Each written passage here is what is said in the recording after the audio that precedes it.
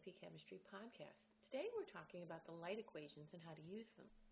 Now there are several equations that go along with properties of light, and so our objectives are to review these light equations and then solve some sample problems so that you feel comfortable manipulating them and working at the level you need to be able to use these problems. So let's start by looking at the key equations. I should mention that these are on your green formula sheet. You still should memorize them, though. It's always quicker to recall them than to stop and look them up. You can't always guarantee that you won't need these relationships on the multiple choice when you don't have access to your equation sheet. And you will definitely need them on the free response. But again, speed is really important here, so make sure you know these equations. The first equation relates the speed of light with its frequency and its wavelength. All right. Now the speed of light is a constant. All right. It's been measured in a vacuum. We know that it is true that the speed of light does not change for any form of magnetic radiation, electromagnetic radiation. And this value is given to you on your green equation sheet. So we know that it is 3.0 times 10 to the 8th meters per second. Now, the units here are non-trivial because if you, everything has to match up in your units. Lambda is the wavelength of the light. All right. Frequently, wavelengths for visible light is given in the nanometer range, and so you would need to do unit conversions so that your units of wavelengths and match the meters in your speed of light. The other piece of this is the frequency, nu. All right. And frequency is usually given in the units of inverse seconds, or sometimes this is written as hertz, but I think you'll mostly see inverse seconds. And again, you need to make sure that your units work. If you are given, megahertz or kilohertz or something else, you need to convert those into inverse seconds so that your units all match up. The other thing I wanted to point out is that this relationship does clearly show us that wavelength and frequency are inversely related. All right. That's how we maintain that frequency goes down and vice versa. All right. The next key equation, also on your green sheet, says that the energy of light is equal to a constant times frequency. In other words, energy and frequency are inversely related. I'm sorry, I misspoke, are directly related.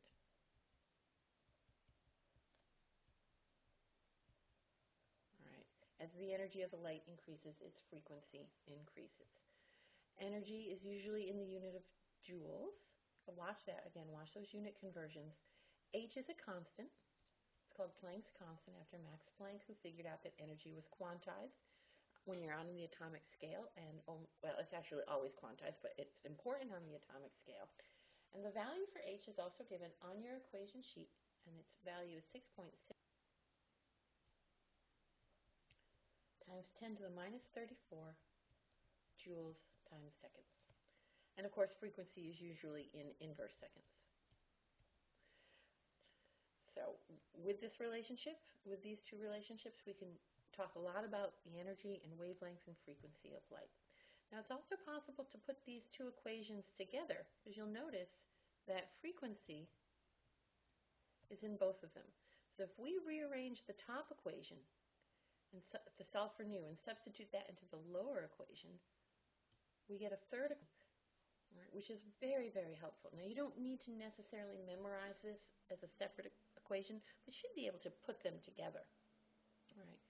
And so we should be able to say that E equals hc over lambda, all right, where h is still Planck's constant, c is still the speed of light. What's important to realize about this relationship is that it tells us that energy wavelengths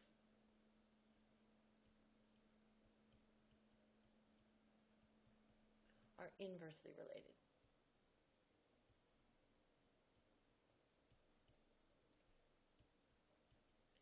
you have a lot of energy associated with a beam of light, all right, then the wavelength is very short for that light. And if it's a small amount of energy involved, then the wavelength for that light is very long.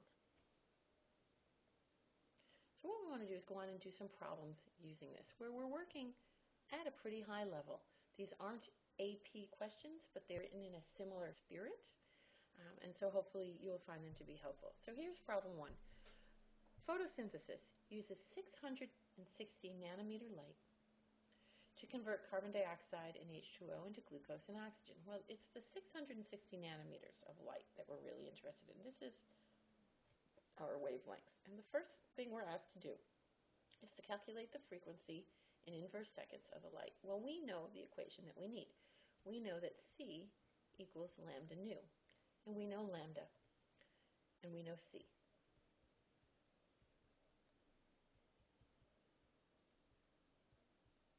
All right.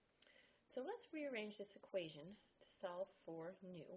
We know that nu has to equal C over lambda, just some simple algebra. The other thing I want to point out is that we have nanometers here, and we need meters. So let's convert 660 nanometers to 1 meter. All right, we know that 1 nanometer is 10 to the minus 9th meters, or you should know that. If you don't, you need to go back and learn those metric conversions. They're very, very important. Know those prefixes. All right, and so we get 6.60 times 10 to the minus 7th meters. Right, and we need to have this done. Our units need to match up, or the problem's not going to work. Right? So we have meters in the units for the speed of light and meters. And now it's a nice, easy calculation to do. So we can just substitute and evaluate. Put in the speed of light. Put in the wavelength. You'll notice the units of meters cancel, leaving us with 1 over second, which would match what we're asked to give. So you get out your calculator, and we're just going to do the math. Now, you do want to make sure with your calculator that you enter the scientific notation properly for your calculator. Every calculator has its own little quirks. Make sure you know how your calculator works.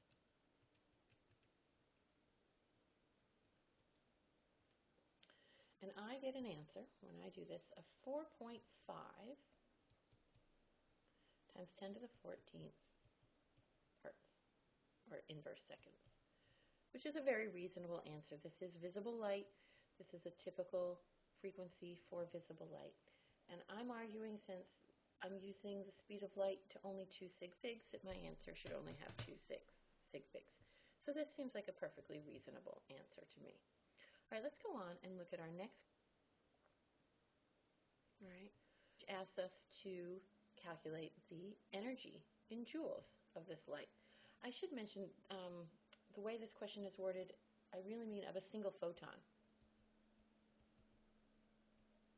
or a single packet of this light. Light has that wave-particle duality. It can act as a particle. It can act as a wave. So we're talking about one little particle of this light. So there are a couple of ways we could choose to do this. We actually have a couple of paths. We could use E equals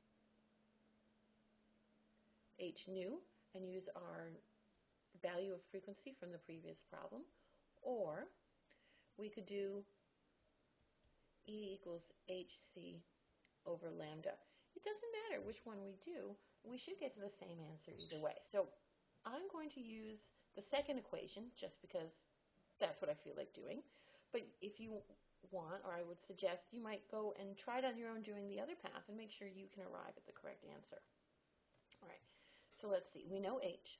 That's given.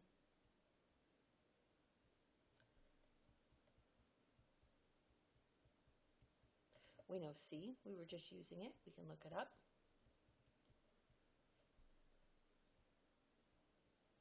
And we know the wavelengths. In fact, we even know it in meters already because we used that in our previous problem.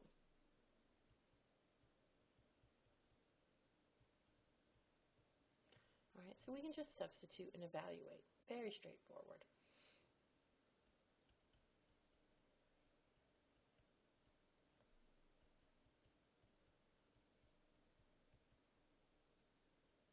be a parentheses, times the speed of light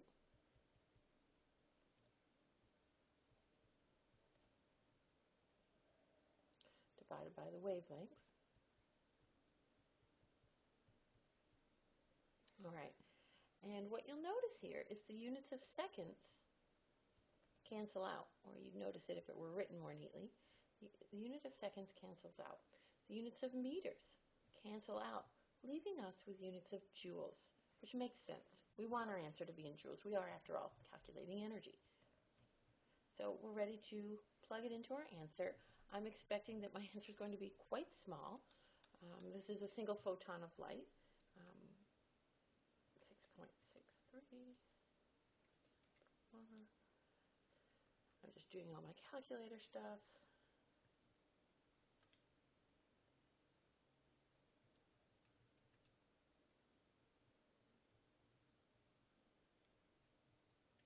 And I get an answer, when I do this, of 3.01 times 10 to the minus 19 joules. It's getting more than 19. All right, so let me write that again neatly so we can all read it. 3.01 times 10 to the minus 19th joules. And that is our answer. I hope you found this helpful, and we'll talk another time.